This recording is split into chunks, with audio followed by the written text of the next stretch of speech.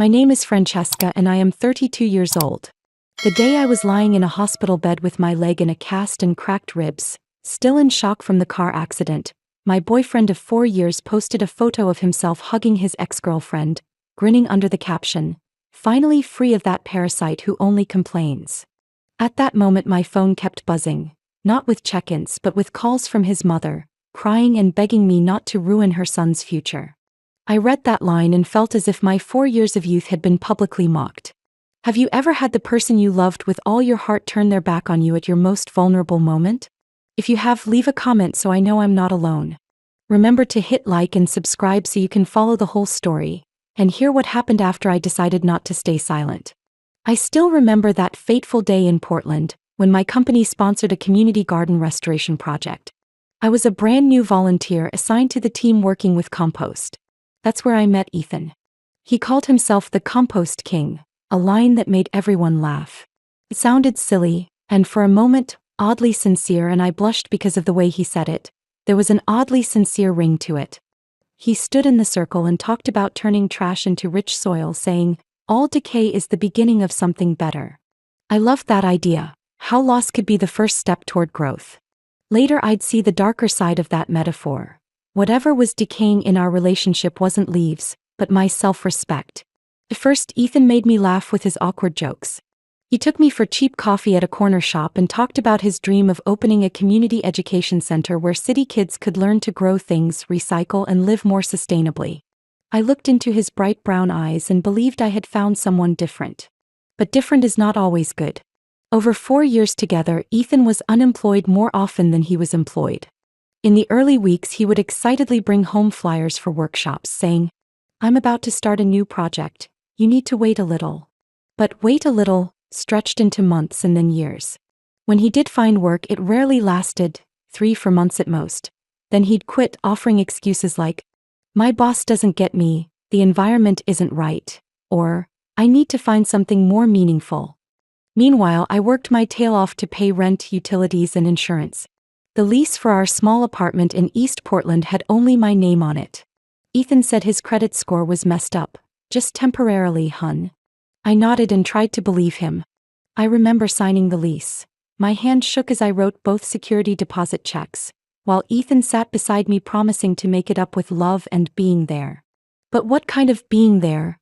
Was it when every night he'd sit in front of his computer with headphones on, eyes glued to the game screen, while I typed on my laptop doing overtime to keep us afloat? I tried many times to be direct. "Ethan, we need to talk about next month's rent." He pulled off his headphones, his face still lit by the blue glow of the screen. I know. I'll figure it out. Trust me." But trust me never turned into a check on the kitchen table. Some months he chipped in a few $100s, then disappeared again. Over 4 years he paid the rent on time only 7 times. I remember each one because those were the rare moments I felt a little less burdened. But 7 times couldn't balance out the more than 46 months when I had to manage everything alone. I started making excuses for him to friends and family. I said he was finding himself, that he had potential. I repainted the picture in brighter colors, covering the cracks. Maybe I was afraid to admit I'd chosen the wrong person. Or maybe I believed that if I loved him enough, he would change. He didn't change. Instead, Ethan increasingly became a burden financially and emotionally. His money, rather than helping, went to a new keyboard, new headphones, trendy clothes to look good out there, and nights out drinking with his friends. I remember once asking why he didn't put a little toward fixing the old car that always broke down. He answered, half joking, half serious, "The car already has you to drive me. What's the point of fixing it?" A casual line, but it hit me like cold water. I drove him to work, to hangouts, to family gatherings while my own car grew more worn. He treated that as if it were natural. There were nights I stayed up all night doing side jobs to make up the shortfall.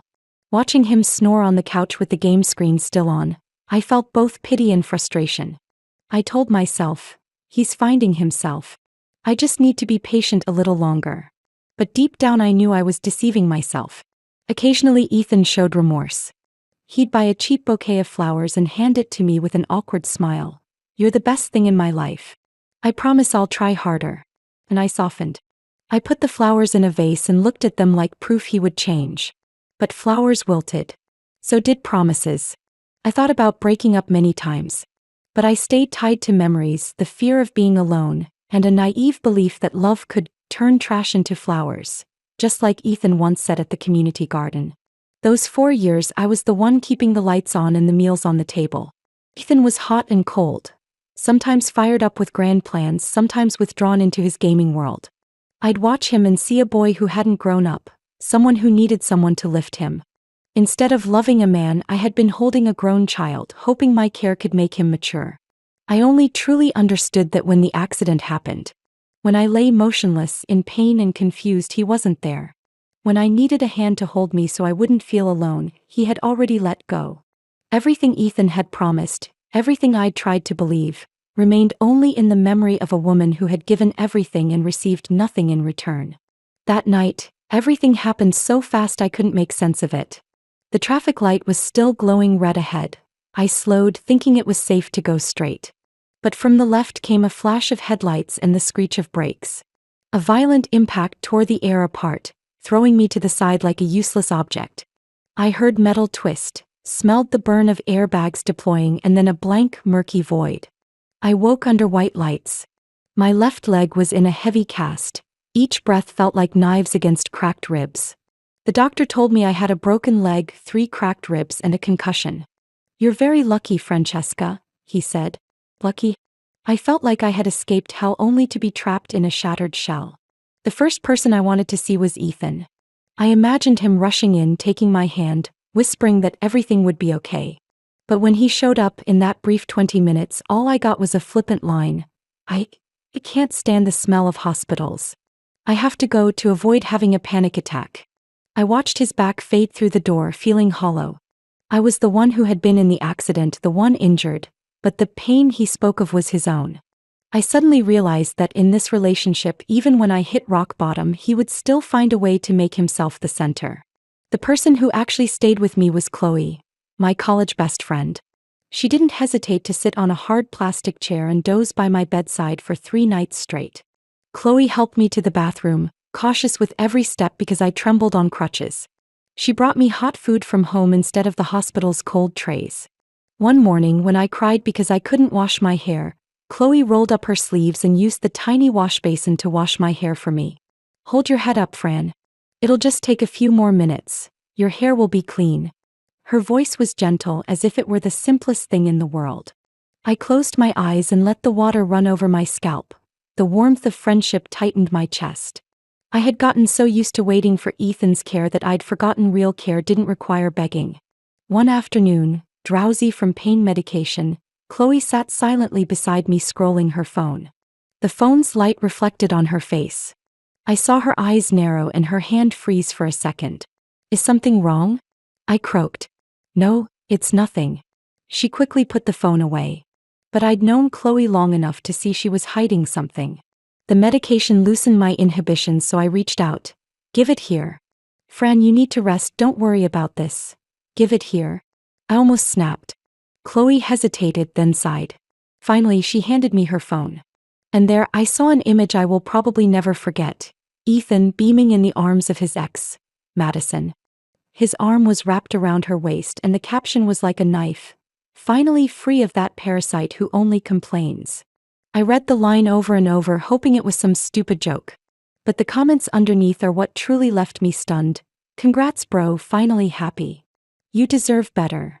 No one asked about me, no one mentioned that I was lying here with scars and stitches. Chloe grabbed my hand, trembling. "Fran, you shouldn't look at this." I pressed my lips together. The tears wouldn't fall. A stone seemed to lodge in my chest. I wanted to scream, to smash the screen. But all I could do was whisper. 4 years. All 4 years. And he writes these words. Chloe hugged me, patting my back like she was soothing a child. Through the smell of antiseptic, I could hear my heart pounding wildly. It wasn't just the pain of betrayal. It was the collapse of myself. The woman who had carried, who had sacrificed, only to end up publicly humiliated. That night I didn't sleep. Every time I closed my eyes, Ethan's smile appeared alongside that vicious caption. Images came back every moment. The times I held the utility bills, my hands shaking because I didn't have enough money. The times I drove him to family gatherings while he bragged as if he'd paid for the apartment. The time I secretly sold my grandmother's necklace to cover rent. All of it replaced by free of that parasite. My hand tightened on the bed rail. I didn't cry anymore. Something else began to kindle inside me, not despair but a fire. A slow-burning flame, not yet blazing but enough to keep me awake all night. Chloe turned and saw me staring at the ceiling. "Fran, you need to sleep a little." "I can't," I whispered. "If I close my eyes I see him, and I can't take it." He squeezed my hand. "You're not alone. He may have left you but you still have me." I looked at my friend's face and saw the worry in her eyes. I nodded faintly, my lips trembling. For the first time since the accident I believed I had someone to lean on. But at the same time I knew, it was time, I could no longer keep living the way I had. In the hospital's stark white room, the heart monitor beeped steadily, and I recognized a bare truth. Ethan had never been a support. And right there at the bedside, while my body still ached, I told myself, one day I will stand up. Not to cling but to end it. Lying in the ward, each day felt like a test of endurance. Doctors, nurses, and Chloe tended to my physical pain. But what made me feel suffocated was the emptiness in my heart. I realized that for 4 years I had loved and carried a man who never wanted to walk with me. The whole time I paid the price for his unfinished dreams and his laziness. Ethan was no longer by my side, but his traces still crept into everyday life. Whenever Chloe dropped by the apartment to grab clothes or paperwork for me, she reported back a detail that made me both angry and humiliated. Ethan still came and went as if the place were his domain. He brought friends over, played games all night, leaving beer cans and pizza boxes scattered around. "Fran, are you sure you want him to still have the keys?" Chloe frowned when she called me one morning. "You're lying here and he's turned the apartment into a hangout." I haven't thought about changing the locks," I whispered, sore and exhausted. "The lease is in my name, but I'm afraid if I make a fuss it will cause more problems." "Enough is enough." Chloe's voice hardened. "Remember, this is your home, not his." Deep down I still felt trapped by my own choices.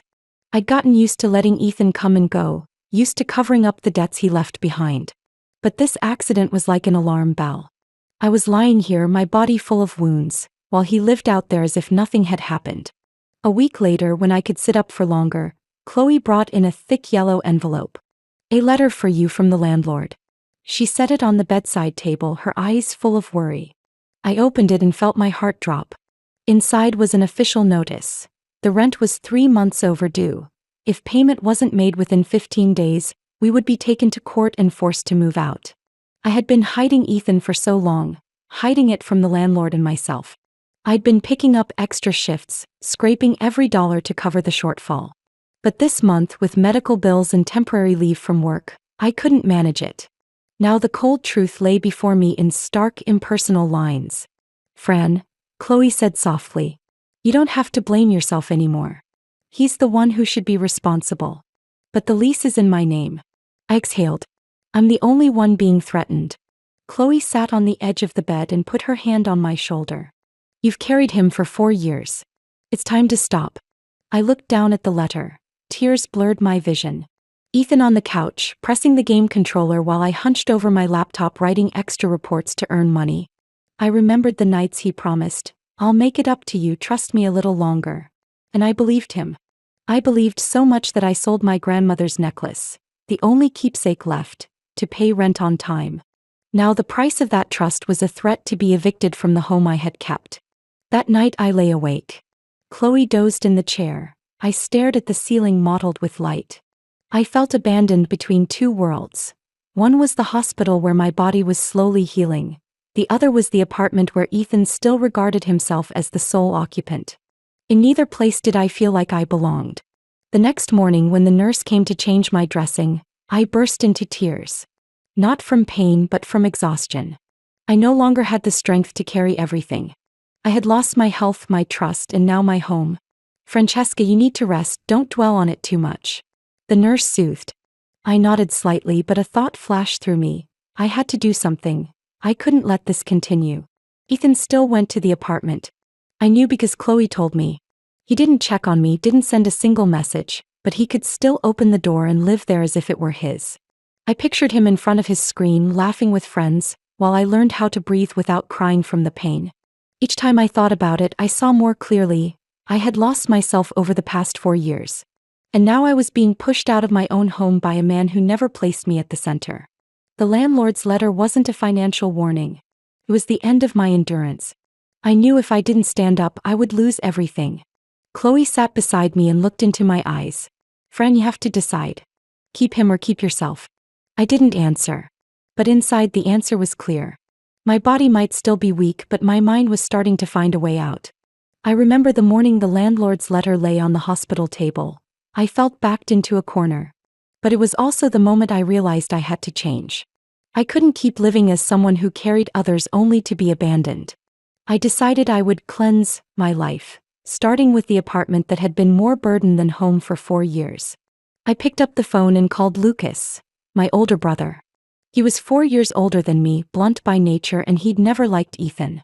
When he heard my voice, Lucas immediately asked, "Fran, are you okay? How are the injuries?"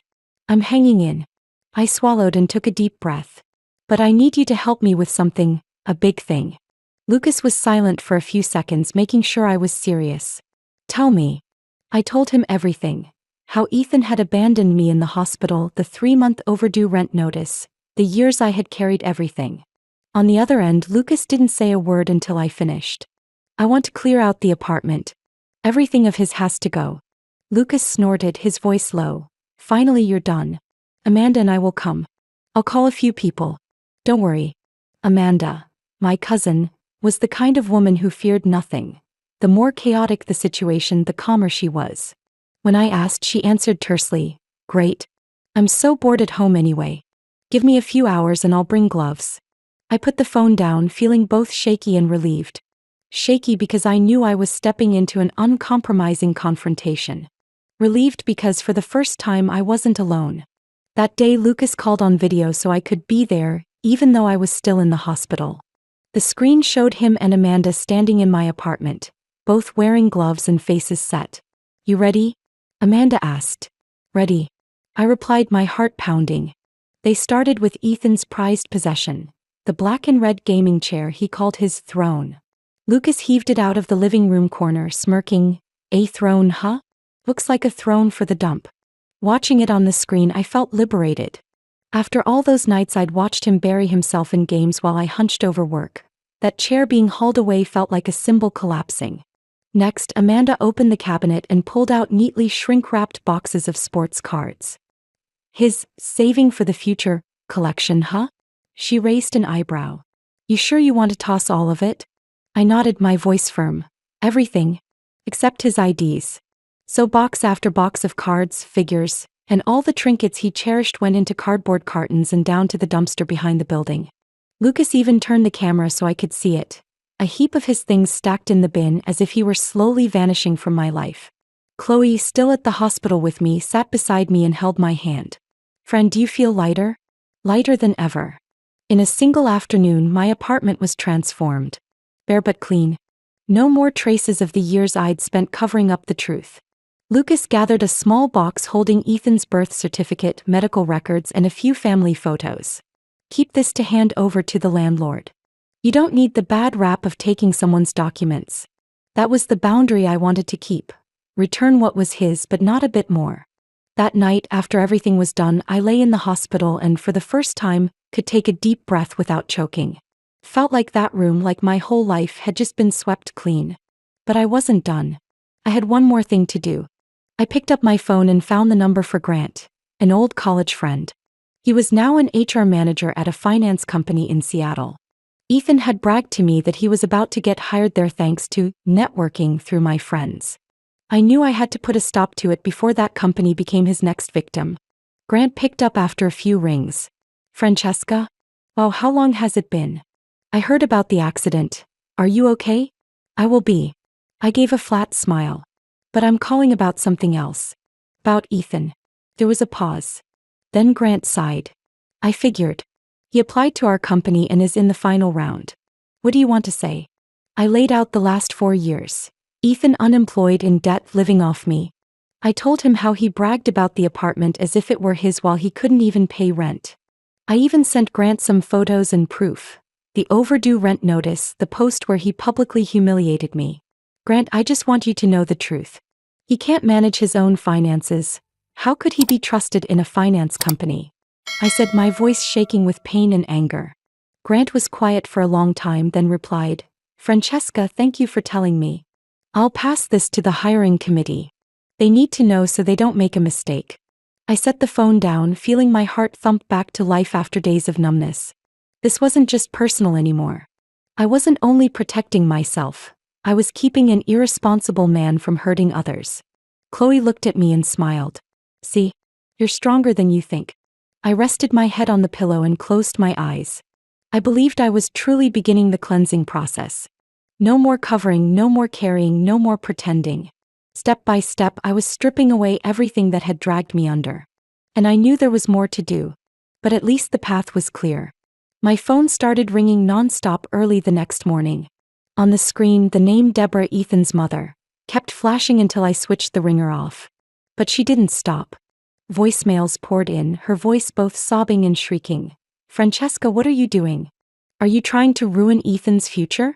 He says you threw out all his stuff and wrecked the job he's been waiting months for. Do you have a conscience? At first I didn't answer. But by the 43rd call I knew I couldn't stay silent. I picked up, my hands still shaking with anger. Deborah, what do you want from me? I asked, trying to stay calm. On the other end came sniffling, woven with blame. I want you to stop. He's my son. He just made a mistake. You loved him for 4 years. How can you turn your back so coldly? He says you controlled all the money, that you never gave him a chance, and that you threw him out on the street. You're cruel, Francesca. I sat up straight, fury rising to my chest. After 4 years of carrying him, now I was the one ruining his life? Do you want the truth, Deborah? I said coolly. What do you think your son has been telling me and the whole world, for 4 years? He says, she faltered, he says he took care of you. He says he rented the apartment, the car is his, and you just rely on him. I laughed. The sound was so bitter it gave me chills. Then listen carefully. For 4 years, whose name was on the lease? I paused, then answered myself. Mine. Who made the monthly car payments? Me. Utilities, insurance, the food on the table? Me. And Ethan? He contributed to rent exactly 7 times, in total not even a tenth of what I paid. Silence on the line. I went on, each word slicing through the shell of lies. Do you know how much debt I took on? $120,000. Credit cards, little loans, all to cover what Ethan promised and never paid. I even sold my grandmother's necklace just to make rent. That's the truth you need to hear. Deborah stammered. No, impossible. Ethan said he gave you money, that he supported you all along. I opened my laptop and sent the files I'd prepared. Rent invoices, credit card statements, bank debt receipts. My name was front and center on all of them, while Ethan's contributor field was practically empty. I've sent you proof. I said, tired but firm. Don't take my word, and don't take your son's. Look at the numbers yourself. After a long moment, Deborah spoke again, her voice shaky and small. Then, the money I gave him over the past 2 years, nearly $70,000. He said it was to help you. Was that a lie too? I closed my eyes, gripping the phone. If you trust your son, verify it. Ask him about every dollar you transferred. I suspect the answer will shock you even more than what I've just said. On the other end, Deborah sobbed, then went quiet. For a few beats, I could hear the hospital clock ticking, marking each empty space the truth left behind. Francesca, she finally whispered, I need time. Take your time to verify. I replied. Then call me back if there's anything left to say. I hung up and exhaled long and hard. Beside me, Chloe had heard everything. She squeezed my hand, her gaze stern but full of compassion. You did the right thing, Fran. It's time they learned the truth about their son. I felt no joy in exposing Ethan. I only felt sad for myself, for losing 4 years of my life to hiding what should have come to light long ago. That night, the phone was unusually quiet. No more frantic calls from Deborah. I knew she was confronting a reality far different from the picture Ethan had painted. And somewhere in me, I hoped she would truly see. That morning, as I was practicing a few slow steps on crutches in my new apartment, the doorbell rang. Anastasia, my close friend, ran to open it. She came back with an indescribable look, half laughing, half shaking her head, carrying a green plastic bin. Fran, you have to see this. I frowned. Anastasia set the bin on the floor. The lid popped open and a musty smell rose up. Inside was kitchen waste. Banana peels, wilted greens, leftover coffee, and a layer of soil mixed with worms. In the middle of the stench was a small velvet box, misshapen from being wet and smeared with vegetable bits. "What is this supposed to be?" I whispered, my heart racing. Anastasia pulled out the velvet box with gloved hands and opened it. Inside was a cheap ring, the plastic stone scratched, the metal dull. Engraved inside was a familiar string of numbers. I squinted, then froze. It was Madison's birthday, Ethan's ex. In that moment I felt thrown back 4 years, to the day Ethan lectured about turning trash into flowers. But this time the metaphor wasn't pretty. It was raw truth. He treated our love like compost for recycling. I picked up my phone and typed a short message. Yes, our relationship should decompose there too. After sending it, I felt lighter. Anastasia said nothing more, dragged the plastic bin onto the balcony, smirked, lifted her phone to record and carried the bin downstairs. I stood by the window and watched her dump the entire compost bin into the building's dumpster. The trash and the plastic ring blending together, vanishing without a trace. Then she sent that video straight to Ethan. Less than an hour later, the fury hit. Ethan pounded on the door, his shouting echoing down the hall. "Francesca, get out here now. You had no right to throw out my stuff." Anastasia blocked the door, not opening it. I didn't back down. The banging grew louder and then suddenly stopped. Instead, I heard police sirens on the street. A few minutes later, 2 officers arrived with Ethan behind them, face flushed, arms flailing theatrically. "She evicted me illegally." Ethan jabbed a finger at me as the officers stepped in. "I've lived here for 4 years. This apartment is mine." I leaned on my crutches and looked the officers in the eye. "The lease is in my name. I have all the paperwork."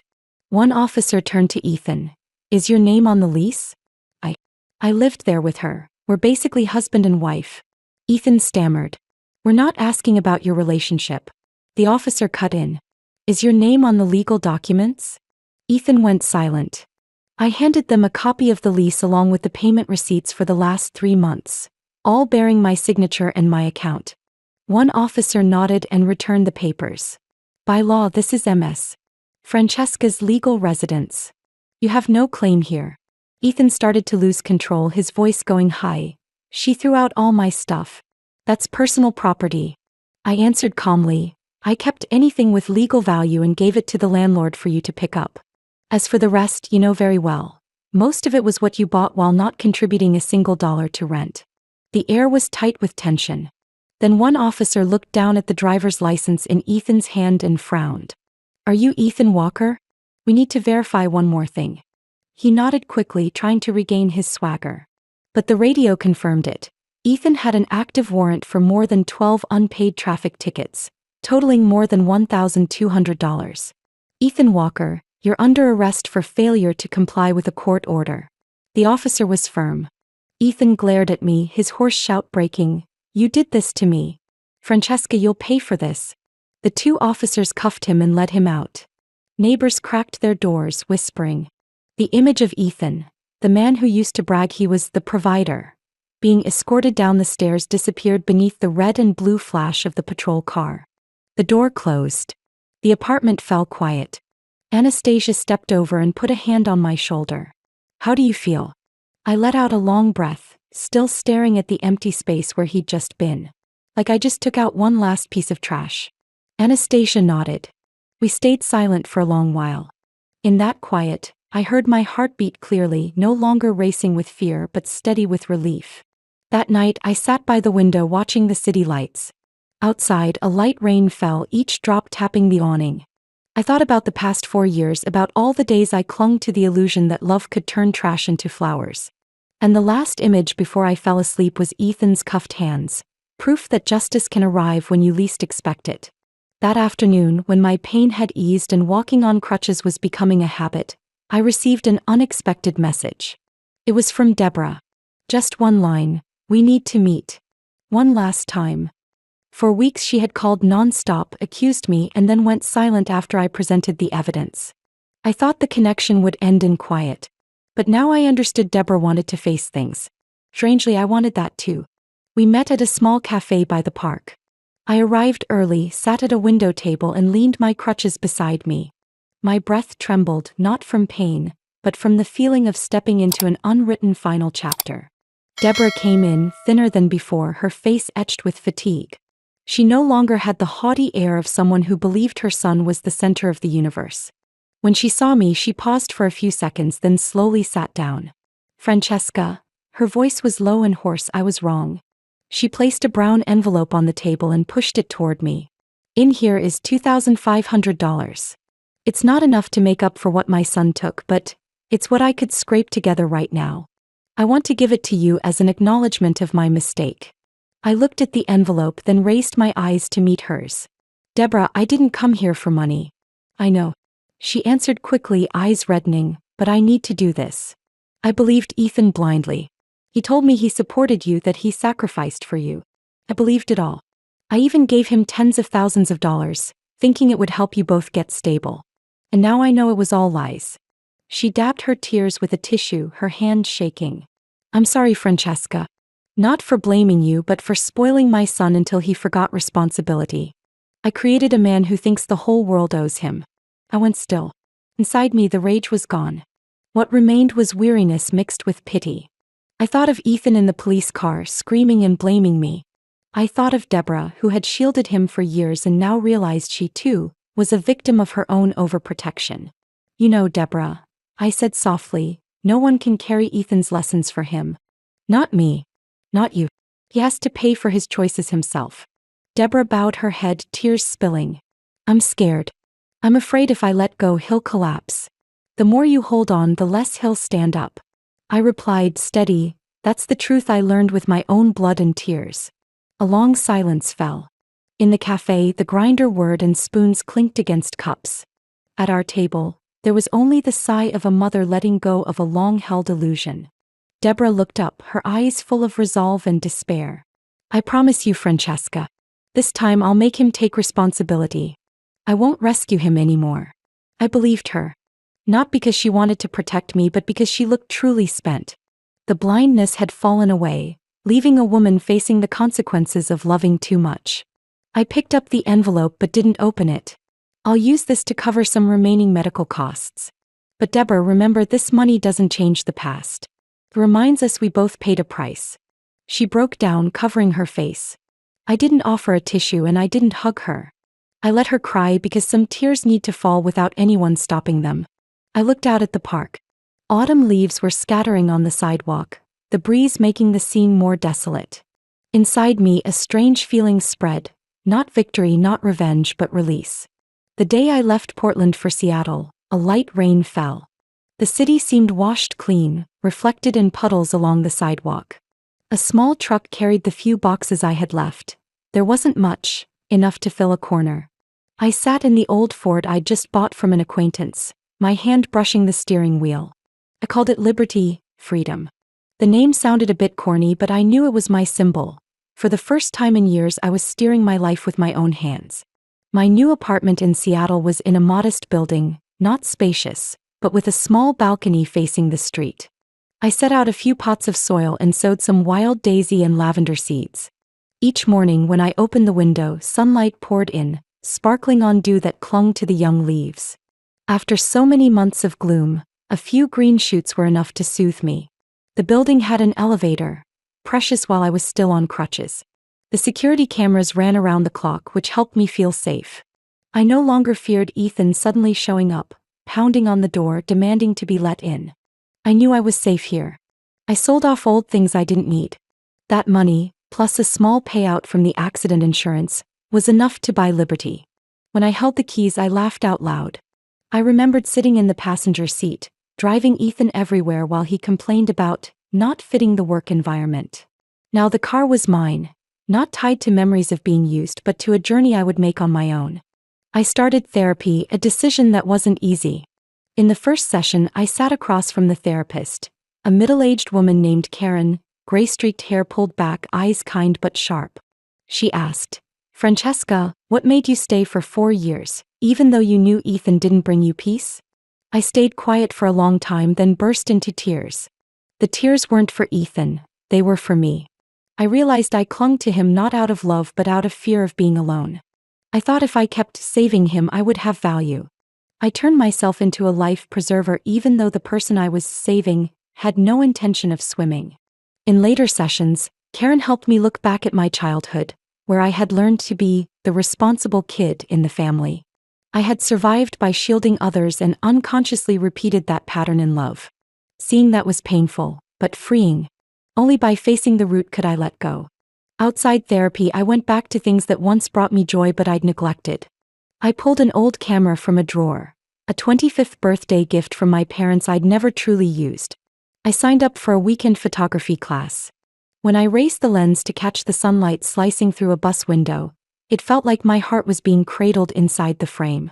Chloe stood by me through it all.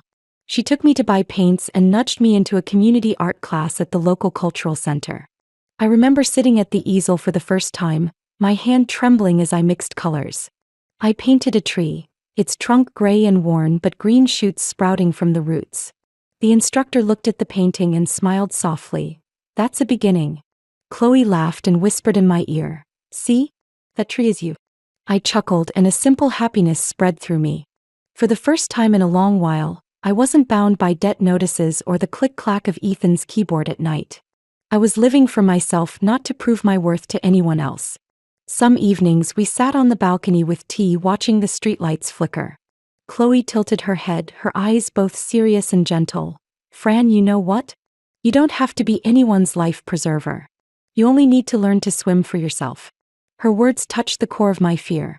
From that moment, I knew I was breaking the old cycle day by day. Seattle nights were quiet. From the small balcony, I heard the wind moving through the window frames, carrying a faint briny scent from Elliott Bay. I leaned on the railing and looked down at the street, whispering to myself, "This is my life. And this time I won't miss it." One clear morning, Seattle's sunlight slanted across my little balcony. The air smelled earthy like the pots I'd watered the night before. I pulled out a chair, propped my crutches against the railing and sat. In front of me, tiny green shoots were pushing up through black soil. The leaves were still curled, thin as paper but full of life.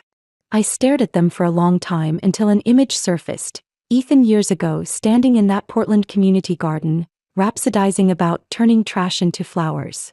Back then, I believed him, that someone who spoke like that could transform his life. But now, looking at the sprouts, I understood.